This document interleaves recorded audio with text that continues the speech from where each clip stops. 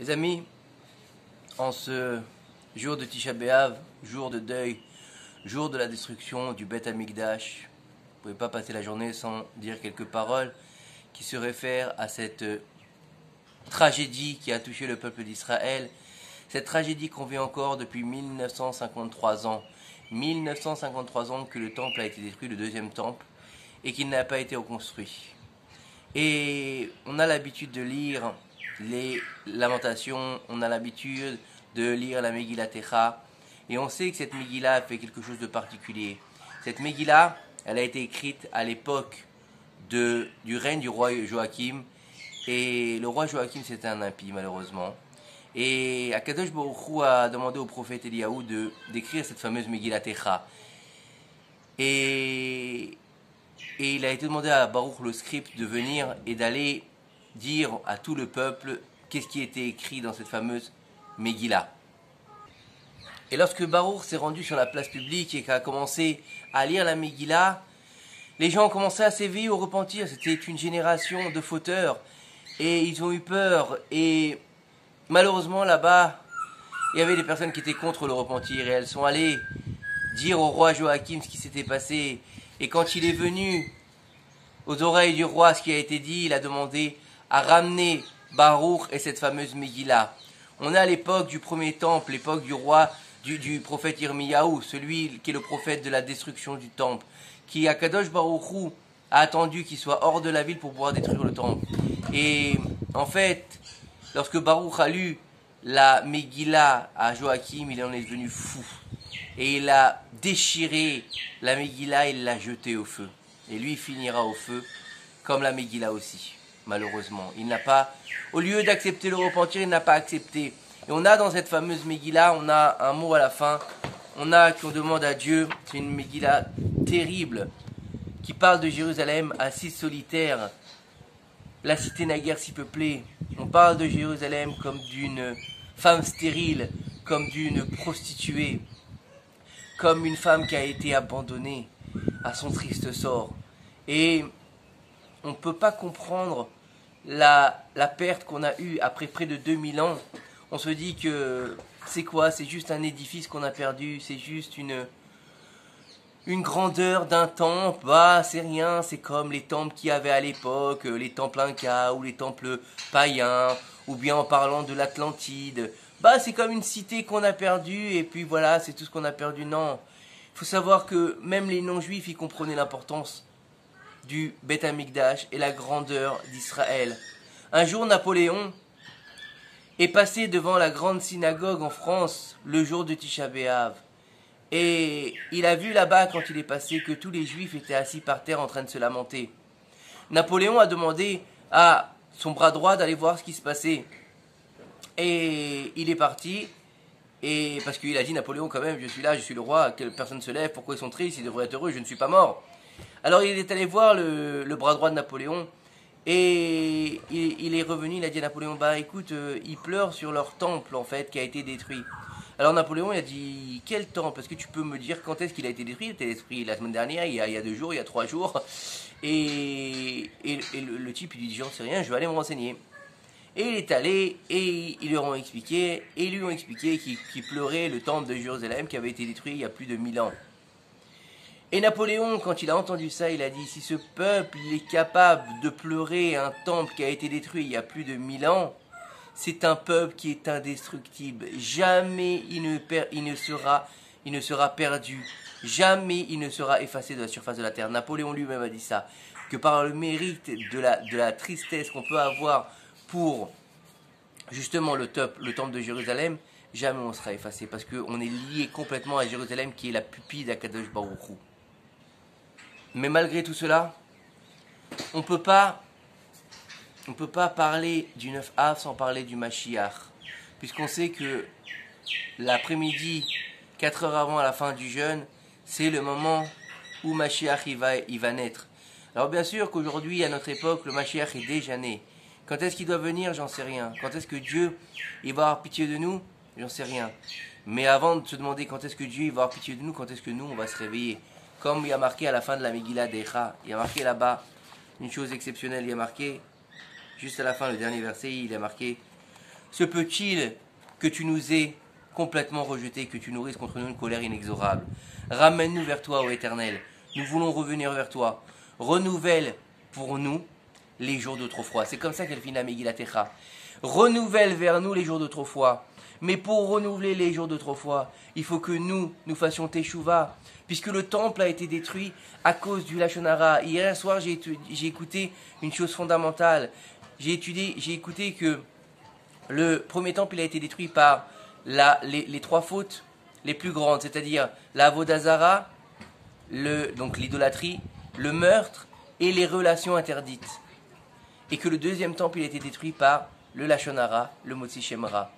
Et quand on regarde bien aujourd'hui, on réitère aujourd'hui toutes les fautes qui ont détruit aussi bien le premier temple que le deuxième temple. Le monde est rempli de débauches, le monde est rempli de meurtres, et le monde est rempli d'idolâtrie. Vous allez me dire, mais il n'y a personne qui se prosterne devant une statue ou qui va faire ses besoins devant une petite statue comme c'était Baal Péor. Oui, je suis d'accord avec vous.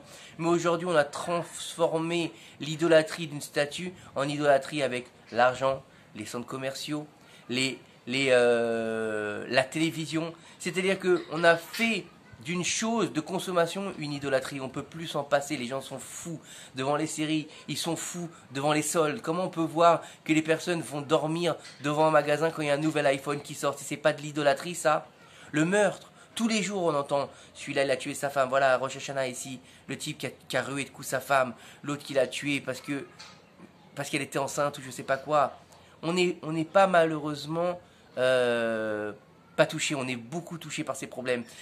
Que ce soit chez les religieux ou chez non religieux, les problèmes de débauche, combien de cas on entend de femmes qui va avec son amant, de mari qui va avec sa maîtresse, de femmes qui quittent son mari pour un homme, ça n'arrête pas. Les bed-din, ils sont pleins, craqués dans les dossiers de divorce. Combien d'enfants ils sont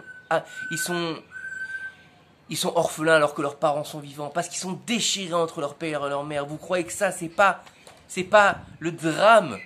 Et que ça détruit pas le temple? Et la médisance aujourd'hui, elle explose. Elle n'a jamais été aussi développée avec les réseaux sociaux. Combien de gens ont perdu leur emploi à cause de la médisance des réseaux sociaux? Combien de personnes ont perdu leur famille, leurs femmes, leurs enfants à cause de la médisance, à cause d'une erreur de jeunesse, à cause d'un vieux dossier comme on dit. Il a fait une bêtise, et oui il a fait une bêtise, mais malheureusement, hop, 20 ans après, on ressort cette bêtise sur les réseaux sociaux, on le salit. Mais comme sa femme n'était pas au courant, elle est touchée en plein cœur, alors elle le quitte. On a détruit une famille pour quelques moments de médisance, une rigolade, comme on va dire, un vieux dossier. Mais le vieux dossier vient de détruire toute une maison. Il a détruit un temple. C'est quoi un temple? Vous croyez que c'est seulement le temple de Jérusalem? Aujourd'hui, notre propre maison est considérée comme un temple. Mikdash Me'at. Est-ce que ta maison elle ressemble à un temple d'Hachem ou elle ressemble à un temple d'idolâtrie? C'est ça la question qu'il faut se poser aujourd'hui. Est-ce qu'on est dans notre maison, dans notre vie, capable de recevoir la Shekhinah ou qu'on rejette la Shekhinah? Est-ce qu'on fait rentrer Akadosh Baruch Hu dans notre maison ou qu'on lui dit non, toi tu sais quoi, t'es gentil, on t'aime bien, jusqu'à la porte, on met la mezouza, on l'embrasse, mais reste dehors, on t'embrasse de loin, on t'aime de loin. Mais reste dehors, dedans, laisse-moi faire mes saletés. Laisse-moi regarder ma pourriture. Laisse-moi être méchant avec mes enfants et ma femme. Laisse-moi faire de l'arnaque dans ma maison. Laisse-moi. Il y a trop de choses qui m'entourent et j'ai besoin de ça pour vivre. Les bitcoins, les Netflix, la saleté à regarder. Laisse-moi, j'en ai besoin de ça. Toi, t'es mon Dieu, t'es le Dieu de la synagogue. À Yom Kippour, je fais un don et je suis Yatsa Yedechova Chas Veshalom. Est-ce que tu fais de ta maison un petit Beth Amikdash? Est-ce que dans ta maison il y a des livres de Torah? Est-ce que ta femme elle s'occupe quand elle fait le pain de faire la Tfrachatrala? Est-ce que tu as un Shabbat dans ta maison? Est-ce que tu étudies avec tes enfants? Est-ce que tu lui fais comprendre l'importance de la Gdusha et la Shrina? La Shrina elle est en exil. Quand est-ce qu'on va lui demander de revenir? Reviens. Ah bah reviens. On a besoin de toi. Quand est-ce que tu vas accepter de nous faire revenir? C'est pas parce qu'aujourd'hui on vit en Israël que ça y est, tout est fini. C'est le début de la Géoula, c'est sûr. Mais à nous de déclencher la Géoula. Et aujourd'hui, le jour de 9 Av, on l'appelle Menachem Av ce mois-ci. Menachem, c'est le mois de la consolation. Et qui c'est qui va nous consoler? C'est le Mashiach. Le Mashiach, on a beaucoup de choses sur lui. Qui sait comment il est, on sait qui s'appelle, qui va s'appeler Tzemach, on sait qui va s'appeler Menachem. C'est pour ça que nos amis Chabad, ils disent que c'est lui le Mashiach. Et d'autres choses. Mais il y a un Midrash qui nous dit que lors des 6 jours de la création, Akadosh Baruch Hu, il a passé en revue toutes les générations qui allaient accueillir le Mashiach. Et il dissimula la lumière du Mashiach sous son trône céleste. Le Satan, il a demandé à Kadosh Baruch Hu, maître du monde, c'est quoi cette lumière que tu as dissimulée sur ton trône? Et Dieu lui a dit, c'est la lumière du roi Mashiach. Dans un proche avenir, il viendra, il t'abattra et il t'humiliera. Alors, Satan, il a dit à Kadosh Baruch Hu, montre-le-moi s'il te plaît. Il lui a dit, viens.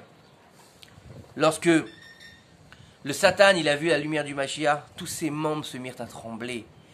Il s'est affaissé sur la terre, il a dit, il est évident que c'est le Mashiach et c'est lui qui causera ma chute et celle de mes exécutants dans le tréfonds de l'enfer.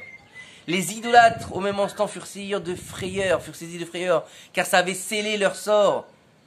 Quel est son nom? Quelle est sa nature? Qui est cet homme qui va nous faire tomber? Et Dieu, il a répondu, le Satan, il leur a répondu, c'est le Mashiach, dont l'intégrité est sans faille. Il élèvera le niveau de sa génération, éclairera les enfants d'Israël et sera porteur de la délivrance. Aucune nation ne pourra lui résister. Tous ses ennemis seront saisis de frayeur. À sa vue, ils s'enfuiront à son approche. Nos sages rapportent qu'au moment où le Mashiach se dévoilera, il se tiendra sur le toit du Beth Amikdash, encourageant les enfants d'Israël, et il leur déclarera, peuple humble, peuple, tout petit peuple, comme on l'a vu dans la paracha de la semaine, Amahat Miken Mikol Amim, je vous ai choisi car vous êtes le plus petit des peuples. C'est quoi le plus petit? C'est le plus humble des peuples. Dieu ne nous a pas choisis parce qu'on est les plus beaux, parce qu'on est les plus riches, parce qu'on est plus intelligents, parce qu'on est le plus grand. Dieu, il a donné la grandeur à Abraham, Abraham, il a dit, je suis que cendre et poussière. Il a donné la grandeur à Moshe Rabbeinu et Aaron qui ont dit, et nous, que sommes-nous? Il a donné la grandeur à David Ameller qui a dit, je suis un vermisseau. Il a donné la grandeur à Nebuchadnezzar qui s'est pris pour un dieu. Il a donné la grandeur à Hiram qui a construit un palais et a dit, je suis un dieu. Et on voit que les nations du monde, quand on leur donne la grandeur, se prennent pour les dieux et rejettent Akadosh Baruch Hu. Alors que nous, peuple humble, on a été choisis parce qu'on est un peuple humble. Et la Torah nous dit, peuple humble, le temps de la délivrance est arrivé, il nous dira Mashiach, aujourd'hui. Il va nous dire, et si vous êtes en proie au doute, contemplez ma lumière qui vous baigne, comme la Torah nous enseigne, lève-toi, resplendis, car ta lumière est venue, et la gloire de l'Éternel rayonne sur toi. Ça veut dire quoi? Ça veut dire que malgré l'exil, malgré que le moment on ne sait pas où il est Mashiach, faisons-le vivre en nous Mashiach. Ouvrons nos cœurs à cette fameuse lumière divine, à ce fameux message messianique, parce que pour qu'il y ait une délivrance publique, il faut qu'il y ait une délivrance individuelle. Lorsqu'on aura compris que la délivrance, elle va venir par nous, on aura compris que pour embrayer la délivrance finale avec la reconstruction du 3e temple Bimera Be'amenu Amen, il faut d'abord ouvrir notre cœur pour faire entrer ces lumières divines, pour faire notre propre Géoula. Une fois qu'on a fait notre propre Géoula, on est capable d'avoir la Géoula chez les Ma Bimera Be'amenu Amen Keneratson. Que Dieu nous console et qu'il envoie la Géoula chez les Ma Bimera Be'amenu Amen.